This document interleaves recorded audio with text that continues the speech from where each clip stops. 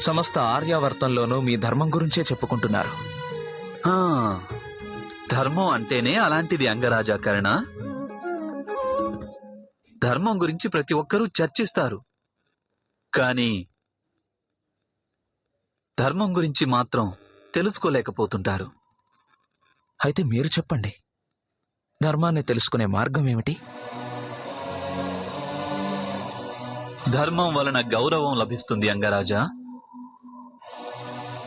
జీవితంలో ఎవరికైనా అవమానాలు ఎదురైతే వారు ధర్మానికి కట్టుబడి ఉండలేదని భావించాలి. మరి ఒకవేళ పుట్టుకతోనే కేవలం అవమానాలే ఎదుర్కొన్న వ్యక్తి ఏం చేయాలంటారు వాసుదేవా?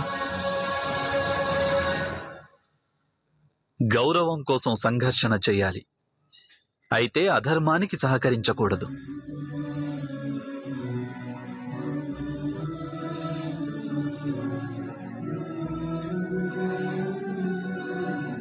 తమ హక్కుల కోసం ఖచ్చితంగా పోరాడాలి, కానీ తమకు హక్కు లేని దానిని పొందాలని అనుకోకూడదు.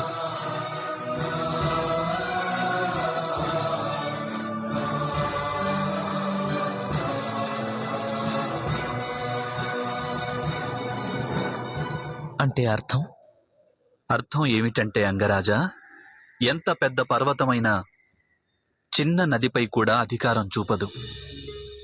నదిని అడ్డుకోవాలని ప్రయత్నించే పర్వతం ఏదైనా ముక్కలు కాక తప్పదు.